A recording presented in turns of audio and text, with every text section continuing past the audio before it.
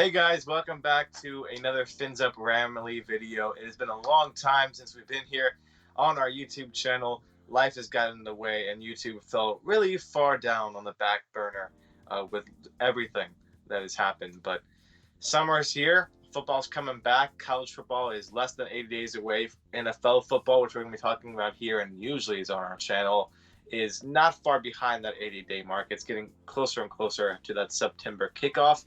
Little tidbit, little fact here. Me and Ashton will be at the Rams game when they face the Bears week 1 in SoFi Stadium. So we will probably send some videos out, maybe vlog a little bit while we're there. We're going to have a great time. We're very excited for that, Ashton. I know you are. I know I am. And that's just going to be fun for us. But today, we're starting our division-by-division preview.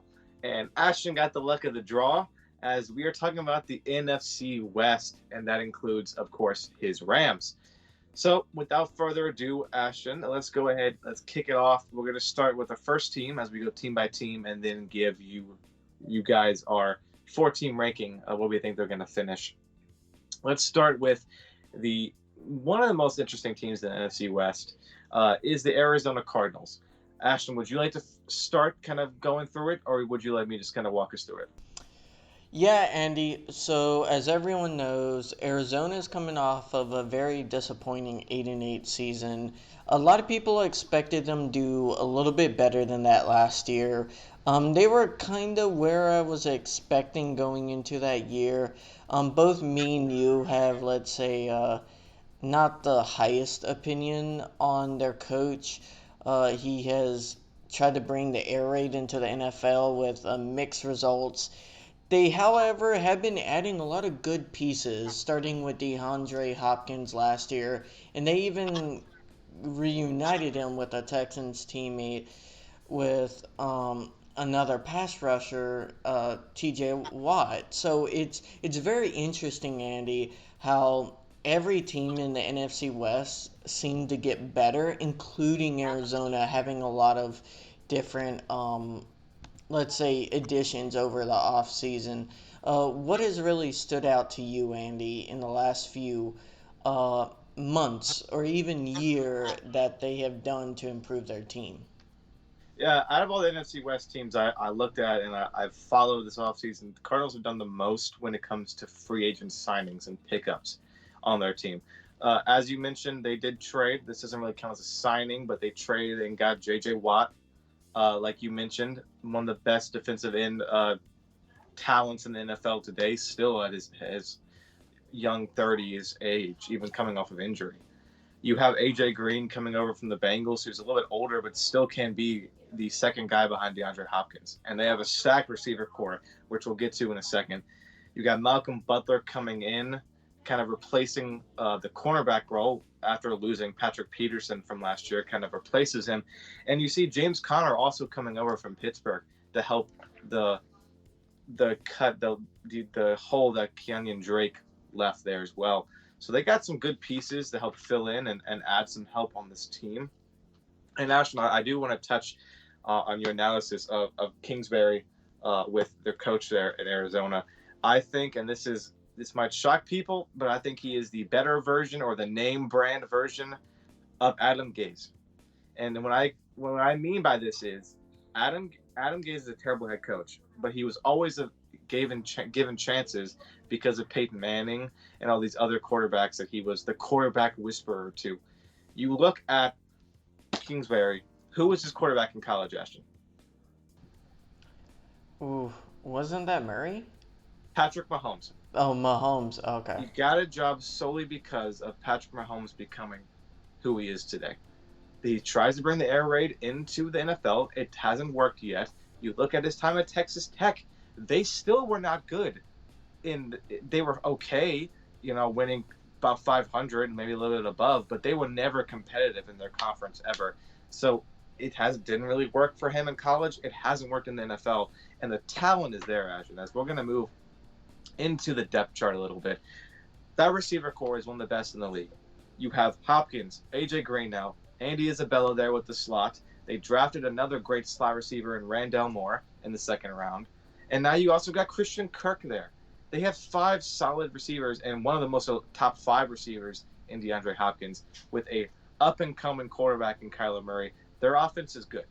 They also went out and they got a center from the Raiders, Hudson. They got they signed him on the offseason to help with that line. Their offense is there. The defense makes strides. They're basically the same from last year, other than losing Peterson but bringing in Butler. And they drafted one of my favorite linebacker prospects in Xavier Collins from Tulsa to kind of get a really young, athletic linebacker core with him and Isaiah Simmons. And you know about Isaiah Simmons and how he can fit any kind of role between safety and linebacker and edge rusher that they need. I like this young team. And when we get to the record in a second, you might be surprised. But the only thing holding this team back, Ashton, this year, and maybe even next year, is the coaching, the head coach. I do not think Kingsbury will get the job done in the NFL. This is his year to prove it and to prove me wrong. Yeah, Andy, I just have to really agree with you. I don't think he's an NFL caliber head coach. If he is, he's kind of like an offensive version of the old Rams head coach. Fisher, right? Yeah, Jeff Fisher. He's like an offensive Jeff Fisher, where he's just mediocre his entire career. It's just one of those things that I don't think he'll be able to pull it off because of how hard the division is. Maybe if he was in another division, he would be able to be like that slightly above average coach that gets 10-9 wins. And if he's lucky, he gets 11-win team. But in the NFC West, you cannot have any slouches. Even if you have a good or like a great roster, you have to be able to compete with some of the best head coaches that have ever been in the NFL. Like Pete Yeah. Carroll is no slouch. He has a great winning percentage. Very smart, playing with one of the a top 5 QB. You have Sean McVay. He is one of the most recent geniuses, you can say, with offenses. Mm-hmm. And then, Kyle Shanahan remains to be seen because he's had one good season. But, like, the 49ers, you can't slouch on them. They will beat you if you don't take them seriously. So, like, are the Cardinals really there with that brain trust in there? And I think their defense is going to be a big liability this upcoming year. I know they added some key pieces. I feel like their pass rush will be average now, adding J.J. Watt. He is great. Don't get me wrong. I would have loved to have him. Any team would love to have him. But, like, you need just more than that coming off the edge and an older Chandler Jones, even though he's great too. It just, to me, they really are the NFL's retirement home. So, Andy, you want to go ahead and uh, put out your record prediction for him? Yeah, we're not going to go through every single game because there's 17 games now, and that would take this video way too long to watch and to work on. But so last year, Ashton, they went 8-8. This year, with an added game, I got the Cardinals improving their record to 9-8. They can't be 500. They're still a 500 team, but I'll give them one more win. I do think that other game win, they will beat the Seahawks once this year. I truly think that. Maybe I think I had them winning them twice as I'm looking through here. No, I have them only winning them once. But 9-8. It's a tough division, like you said. They have some tough opponents. You got the Packers coming to town. The Panthers will be an interesting game for them because the Panthers are up and coming, as we'll get to them later on in our different division. Titans on the road is going to be very tough week 1. That could go either way depending on how, again, coaching works out there. But I got the Cardinals going 9-8.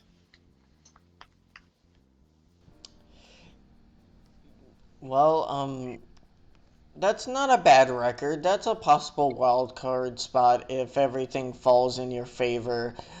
Andy, I have to be a little bit more generous than you. I think they will go 10-7. I think they have the talent to get to double-digit wins, but it's going to be one game that's incredibly close, just like that game they had last year where it came down to a Hail Mary, right?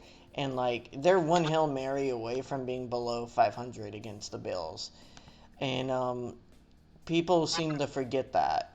And you got to love DeAndre Hopkins, but really, he can't just carry your whole offense the whole time. Him and Kyler Murray running around for his life. You got to add more depth to the O line. I think that's a big issue with the Cardinals because it's kind of like that syndrome that some teams get when they have a mobile QB. They're like, oh, don't gotta pay linemen anymore. Don't have to focus on line at all. And you end up having these QBs that have to run around where they can't, or they don't have time to focus, try to make throws, try to make great reads. So, Andy, let's move on to the Seattle Seahawks. Uh, Speaking of mobile quarterback offensive line syndrome, that's a perfect team to bring up there, Ashton. yeah, Andy, what's your down low on the Seahawks this year? They got worse. They're not better than they were last year. You look up and down their transactions from the offseason. Big list of key losses. We don't know if KJ Wright's coming back. He still is not signed. I mean, potentially they could re-sign him, but we're in middle of June and still nothing on him. You lose both the Griffin brothers. It looks like the corner and the linebacker. Greg Olsen retires. One of their left guardmen, Iorpati, just retired as well. Philip Dorsett leaves, and you look at all the additions they had. Only really two names truly jumps out. Gerald Everett comes over from your Rams to try to fill a void at tight end, but he is not starter caliber. He's not tight end number one caliber. I wouldn't say he should be number two or can rotate in. He should be on the field, but he's not number one. And Pierre Desire, the cornerback, who is average at best, so you get nobody. I do like they got 3 draft picks, Ashton, and only one of them I really truly like. The receiver Dwayne Eskridge in the second round that they got. That's a pretty good pickup, but you didn't need another receiver.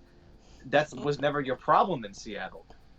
They're still going to have Russell Wilson, who's going to be a great quarterback. Obviously, he's top 3 right now in the NFL. You're still going to have DK Metcalf, Tyler Lockett, Chris Carson. You have the pieces there. Offensive line sucks. It still sucks. And that defense is so bad, and they did nothing to improve it. And I cannot, when we get to the Rams and you get to any team and you talk about their draft picks, the best you could say about these draft picks, except for very few of them, are average, because you don't know how good these draft picks actually will be until they play. They could turn into an underrated gem like Darius Williams did for you guys. They could be a bust like Josh Rosen. You don't know. So you can't talk about the draft picks with these teams and they're going to be better than last year. You look at this team, it's aging Seahawks veterans. only had 3 this year. It's aging veterans. Bobby Wagner's great, but he's getting older, and as a linebacker, age is not your friend. We've seen that time and time again. Their secondary is terrible, other than Jamal Adams, but he's more of a pass rush safety than he is a cover safety. So you look at this team defensively, and it's like the only way they're going to get wins is through Russell Wilson, and that's the only way they're going to get wins. And DK Metcalf and the receiver, they're nothing but offense. Their defense is terrible, but it's Russell Wilson. They're still going to get the job done, even though they probably shouldn't on some games. Wow. Oh, you bringing the wood against the Seahawks here. Um, it's hard. They were a very weird team last year because of the fact that they were like amazingly offense the first 8 games, terribly defensively, and then it flipped, and I've never seen anything like that in the last 8 years of watching football, right, Andy? It's like, it's one of those weird things, like, what happened? What was the disconnect on both sides of the ball where typically when your offense goes off a ledge like that, your entire team goes off the ledge and you end up just losing most of your games. So they did get a little lucky with the fact that their defense magically got really good. And I mean, credit to their coaching staff for changing what you need to really start to perform well. But can you afford this year to have the same type of um, thing happen? And I don't think you can, especially when you're losing key pieces on the defense. I mean, as some Seahawk fans may say, well, losing that linebacker, he wasn't a key defensive piece. KJ Wright looked like he was all over the field for him when they were playing, and I think it is a bigger deal than some Seahawk fans may think. Just the fact that you had your QB fighting with your front office, that's not going to be good for the chemistry of the team, no matter if they say it's patched up or not. Um, it's Russell Wilson. He automatically means, at least for me, you're in contention in every game. He's just that good of a player. He has made some of the most mind-numbingly crazy throws. Like Andy, I'll be like, there's no way he just threw that ball and uh, Tyler Lockett caught it. I was like, no way. Some of the hook route, it's just he is an amazing top-notch talent. I have all the respect for in the world for him. So like, I won't put him on a low single-digit winning team. But man, they need to improve that offensive line. If what's the point of having all these weapons if you have no time? And it's not like other teams like we'll talk about in a second, like the Rams, where yeah, their offensive line has had issues in the last few years, but overall they grade pretty well and they're decent. They're at least average. But the Seahawks, like their line has been constantly under pressure, constantly in turmoil, and you're playing against a new defensive front with J.J. Watt in the Cardinals. You're playing against one of the best defensive players to ever play football in Aaron Donald with the Rams. And you have Bosa in the 49ers. Like, you have all these good fronts, and you don't think it's a good investment? Nope. Part of me sometimes, or at least some of me, thinks that the whole like Seahawks front office only took a wide receiver because they wanted to deny that wide receiver for the Rams who picked right after them. I really do think that because it didn't make any logical sense. It really didn't. So um, I mean, they'll be in it because of Russell Wilson, but the second Wilson leaves, Andy, that I feel like that franchise is going to be, it's going to have 2 or 3 really rough rebuilding years trying to find its way because you do not get someone of that caliber. Uh, he's very hard to come by, and if they lose him, they're going to be in the rough house because they've been living on crutches with him the last few years, and he's been just enough to get them in the playoffs a few times. But as we've seen, you know, it's going to be a tougher division this year than last year, and that's saying a lot in this division. Yeah, the Seahawks are in purgatory, Ashton, right now because they want to say they're contenders, but if you don't have Russell Wilson, they would be not a good team. I mean, Russell Wilson keeps them contending, but they don't have the defense to keep them there. If you look at the team rankings from last year, they had a top 10 offense. They were ninth, which makes sense. They should be a top 5 offense, but they're not because of how terrible the offensive line is, giving Wilson zero time to throw the ball. They should be a top 5 offense. They have the weapons. Their defense was atrocious at 23rd in the league. Ashton, that's not good enough for this team.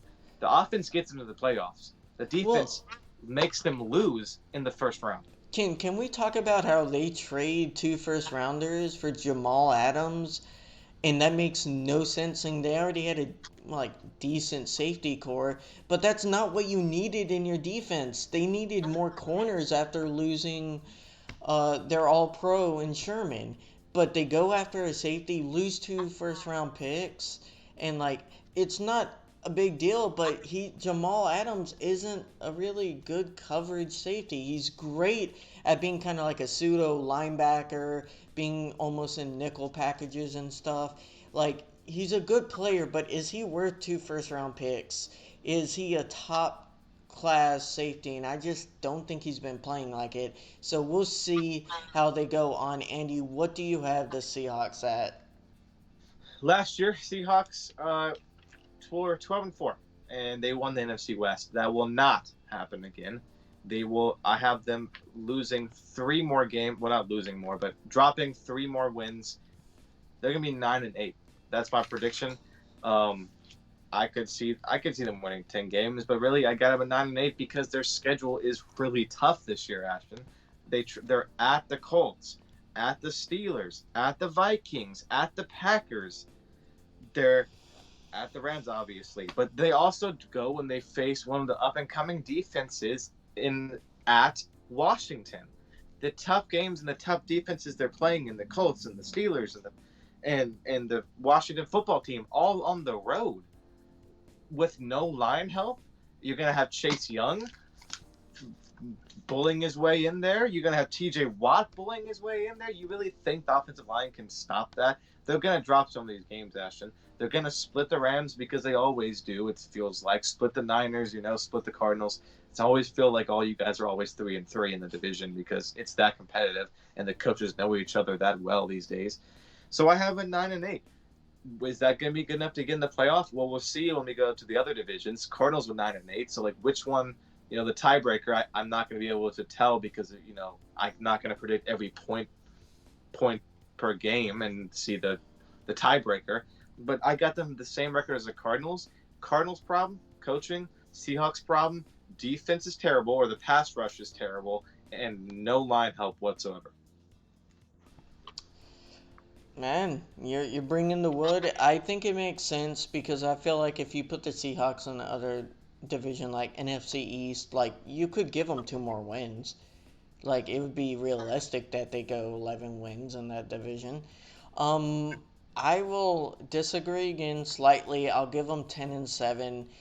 I think Russell Wilson will pull off a win or two in those against those great defenses, and he's played great defenses before with no line. Like he'll pull off a few magical wins, but it won't be enough to get him past 10 wins.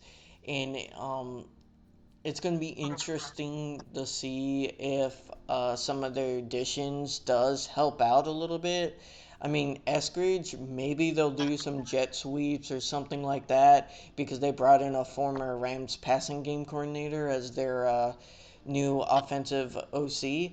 Maybe he brings in more Sean McVay concepts, helps spread out the defenses, and brings less pass rush against Russell Wilson. We'll see. I don't think it'll work out the best for him. I think they'll go 10-7, and that's a barely like. I think they're gonna scrape by a few games by like a field goal or two.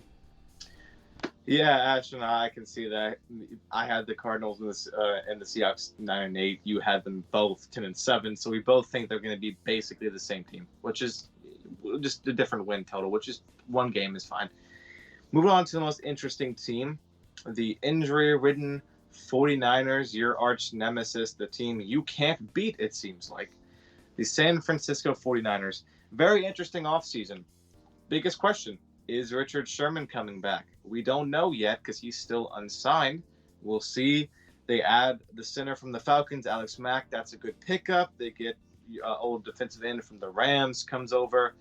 They lose Kendrick Bourne, the receiver, Hyder Jr., the defensive end. I think they had one of the best 1-2 punches in the draft when they got Trey Lance. Obviously, he was my number 3 ranked quarterback in the draft.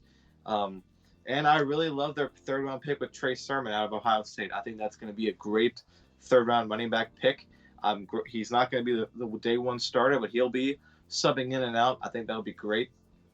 Ashton, what do you make of this team before we kind of go through the depth chart about their offseason? Do you like their draft? Do you think they lost too many people? How do you feel about this offseason? Um, they've always the last 4 years been a great team that's never healthy.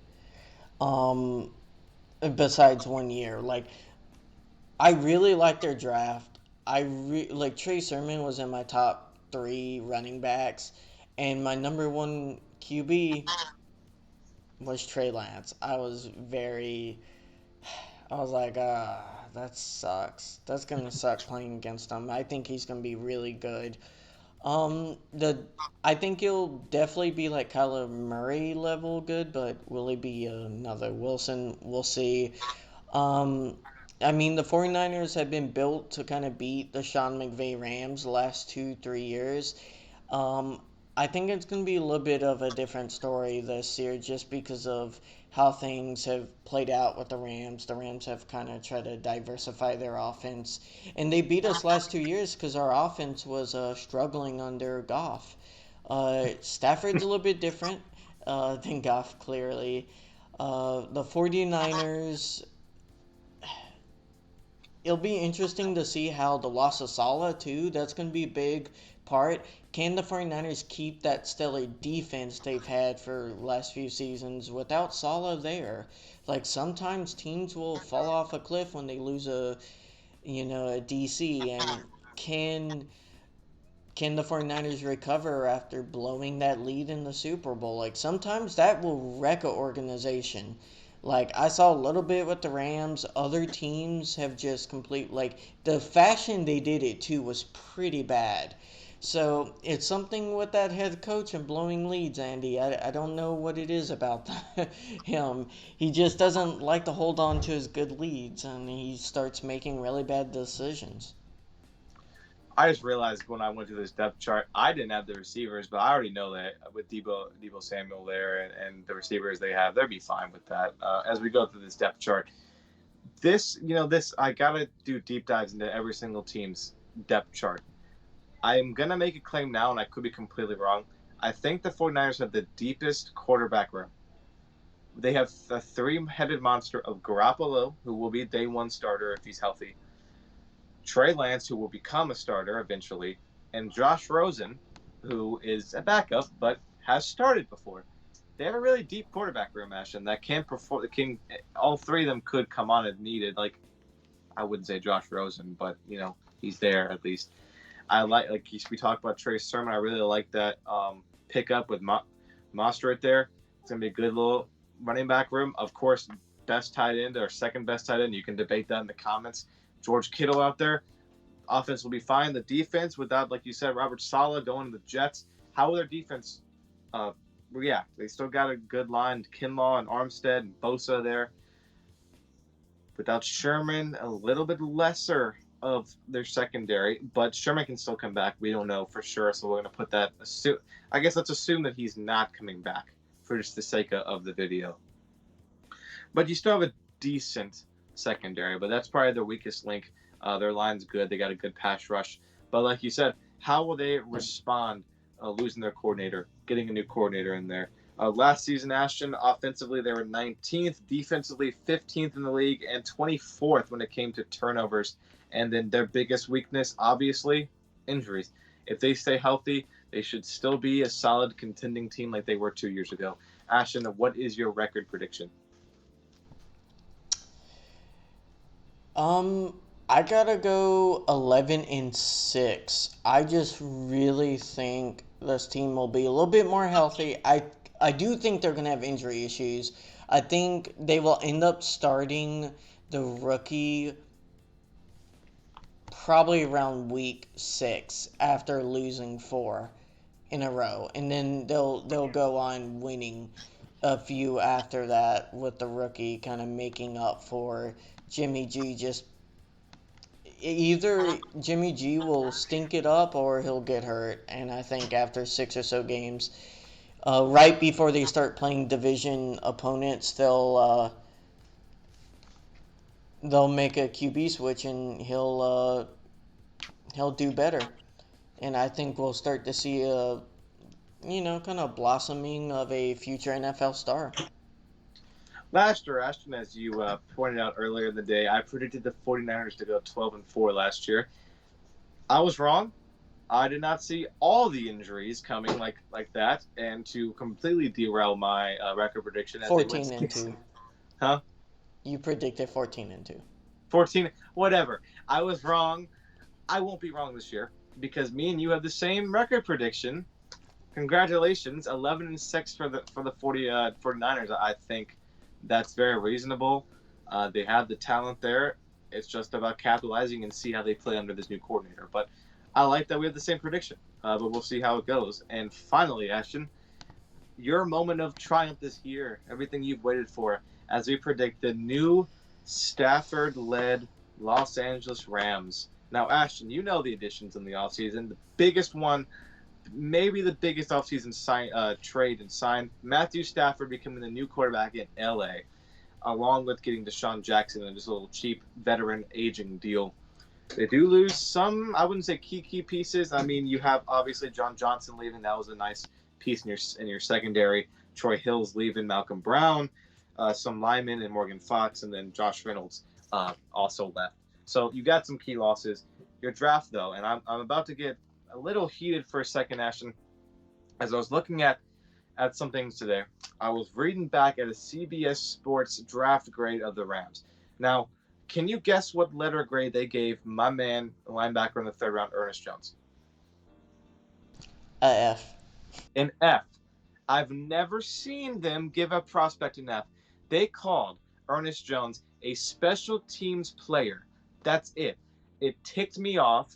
Clearly, they've never watched him play football because he's a great linebacker in the coverage. He is not a man-to-man linebacker. He's not the best pass rusher, but he is a tackle machine, and he can get the job done. A lot of your Rams fans, I will remember watching the draft with you. When you guys made that selection, they were pissed. Many of your friends that follow the Rams on YouTube and other sports podcasts hated the pick. But me and you, high-fiving, because we know the talent that Ernest Jones has. Just because he was on a terrible defense at South Carolina, it was not his fault. He's an amazing linebacker. Your linebacker core is terrible. Ashton, you know that better than anybody. But the reason why you have a great defense is because Aaron Donald is that good.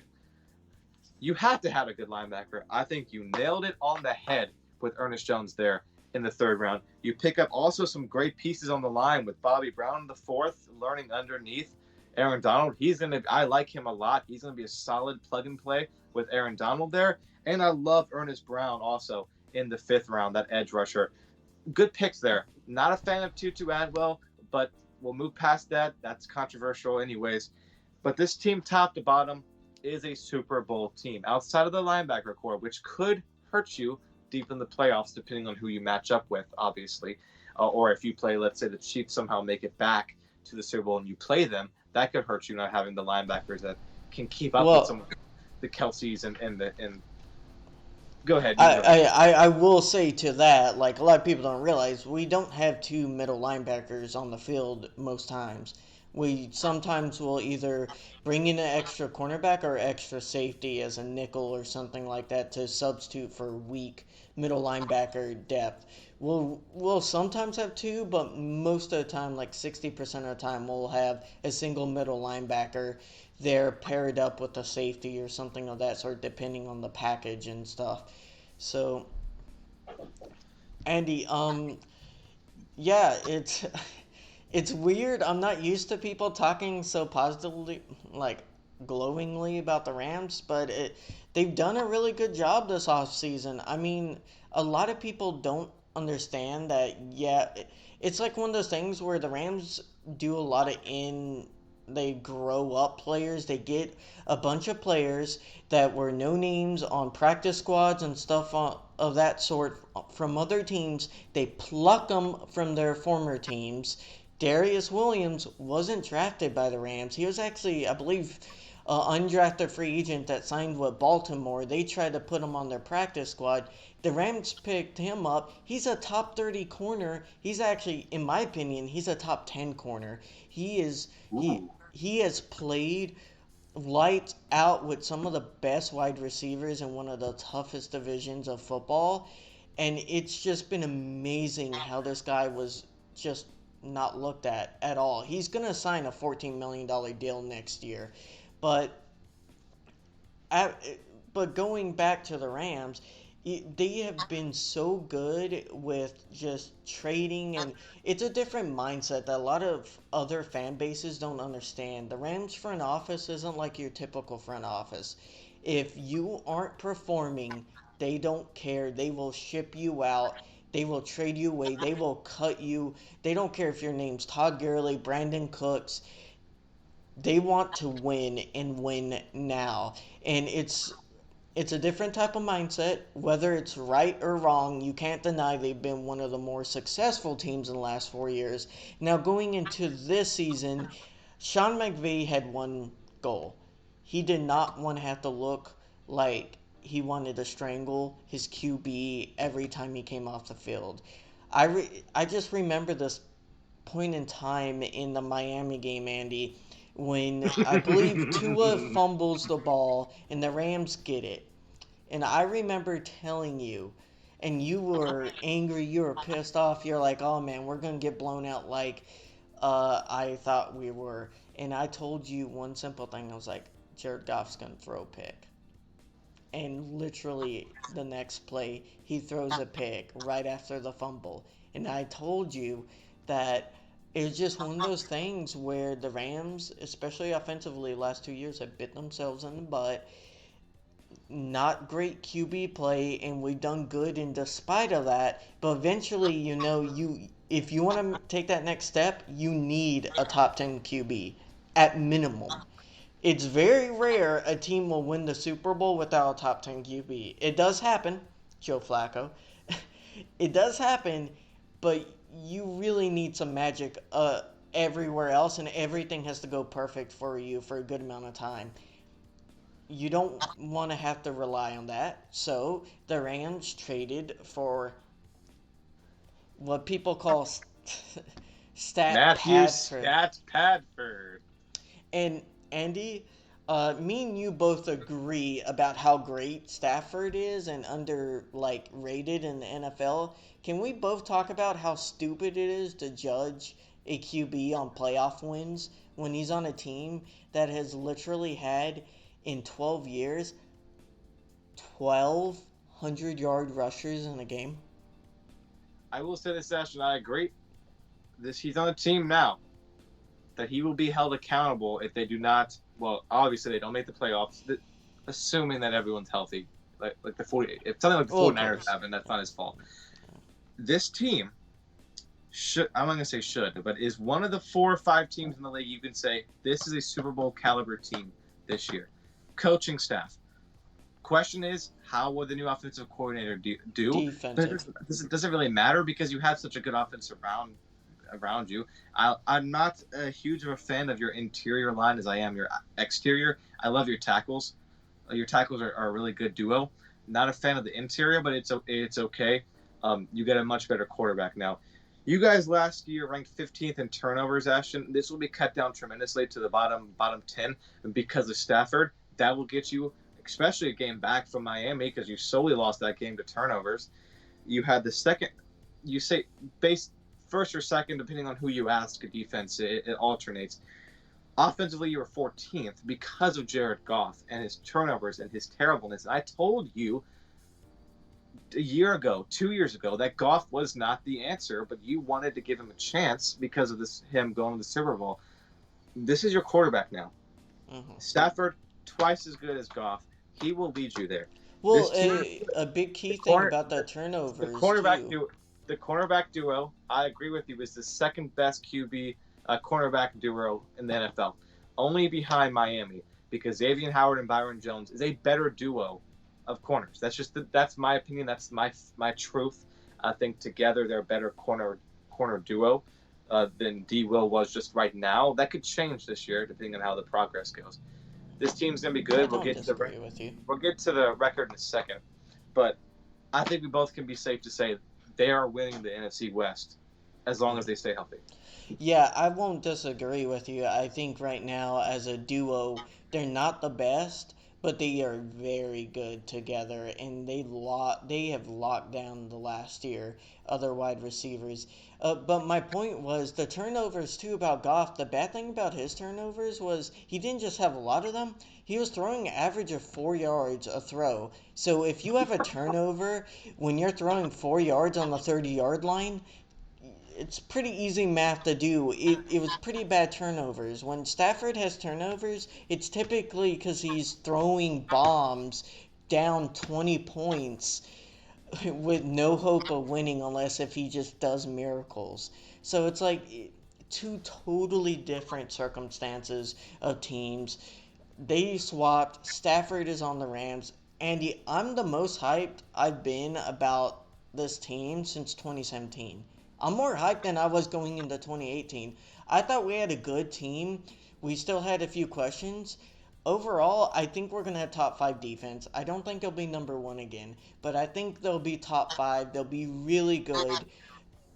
You mix that with our offense where you have not just a top five or a top 10 QB, but also one that's been in the league 12 years.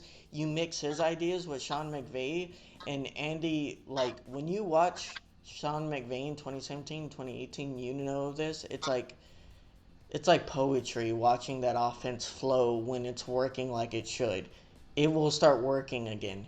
And those deep bombs, and you have Deshaun Jackson, you have Tutu Atwell, which will be a good gadget kind of guy. This offense is going to scare a lot of people. Andy, let's go ahead and go to All your right. record prediction. I'm interested to see. We haven't talked about this in a few weeks. So, how do you think Matthew Stafford is going to do in his first year in the NFC West? A stat that proves the point of just how much of an upgrade Stafford is from Goff. Last season, you guys were top 10 in almost every single offensive category with passing, yards, passing, just completions, attempts, all that. Now let's look at the passing touchdowns, and you guys are in the high 20s, like 28th in the league in passing touchdowns, because that Goff could never finish a drive because he was always turning the freaking ball over. That's the problem. Stafford doesn't do that. He is a throwing machine. On top of now, he doesn't have to be this sole star on the team because Cam Akers is a solid running back. You have Cooper Kupp, who's fantastic. Robert Woods, who's underrated because nobody talks about the man. You don't have a second tight end that could hurt, but that's not a big deal because Higbee's good enough for now. And the Jacob line, Harris is looking really good. we Really don't good. know though. We don't know yet. He could look good. That's why I said these new guys, undrafted, free agent, or just people that haven't played starting roles much. We can only consider them average until we see them on the field. Record prediction: last year 10-6 should not have been 10-6. They should have been at least a 12-win team. But Jared Goff, I got this team going 13-4, winning the NFC West. There are 4 losses, if you're wondering, Ashton. I got them splitting the Seahawks, splitting the 49ers. I got them losing to the Colts week 2 on the road. The Colts are a very scary team now with a solid well, I think Carson Wentz is going to be a lot better this year with a different team, different coordinator, and that defense is really good. I think the Colts will be the biggest challenge up to that point. Obviously, it's the Bears and then the Colts, so it'll be tough. I think that'll be a tough game. I think they're going to lose that game, and I got them losing. And that was a 50-50 game for me, was them losing to the Ravens on the road in Week 16, because by that point they've already, I believe, clinched the NFC West, the number 1 seed. They already made the playoff, a high seed in the playoff, so they're probably not going to take this game as seriously as they should. And I got them losing in a trap game there in Baltimore, or I wouldn't say they're not going to take it seriously, but I can see the Ravens winning that game. But Ashton, I got 13-4. How do you think your Rams will do? Yeah, wow, that's weird, Andy, because I have them going 13-4 also. We don't typically agree on a lot. No, we do agree on a lot, but we typically don't agree on predictions. Usually there's a lot of variance, right, Andy? Um, Bengals. yeah, yeah. I was more right about the Dolphins last year than you were, Okay, though. okay, go on. uh, Yeah, I just think the Rams are gonna be a very, very hard team to stop on offense. I think they're gonna be stingy on defense. The teams I had them losing to are the Seahawks once splitting that, losing to the Titans, Okay, losing to the Cardinals once, and then losing the last game because they rest their starters. so Um, different losses except for the Seahawks. Yeah, yeah. Okay, So I do have them sweeping the 49ers. I think that's a I pipe dream. um Stafford's a different QB. Every time they beat us, it's been because I of a know, lot Ashton, of. I know, but you got until I see it, and it's like the Ravens and the Chiefs. Until I see them finally do it, I'm gonna have to say they're gonna at least lose one. Fair enough.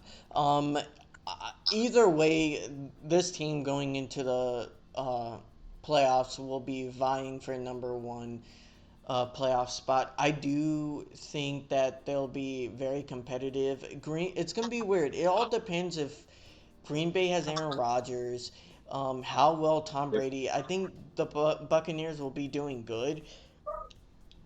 But if they have any sort of slump, the NFC isn't as loaded as your AFC. So it'll be interesting to see how the Rams handle a bunch of different teams, and their schedule isn't as hard as the other NFC West teams. Like you play against the Jaguars, we play against the Jaguars, or we play against the Lions. That'll be an interesting game too to watch. And me and you will get to see them play against the Bears, which I think the Bears will be dumpster fire again. Um, yeah, yeah. yeah, we'll get to that video. But Andy, yeah, we have both basically all the same records, or pretty close records. Uh, with the Rams, of course, we both have them going 13-4. For the Yep. Seahawks, you have them going 9-8. I have 10-7. You have the Cardinals going 9-8. I have them going 10-7. 49ers, you have going 11-6, and so do I. We both think this division is a really good division, the best in football. Um, Ooh, I think the closest would be AFC North, but with the Steelers going, I would probably still give it to the NFC West.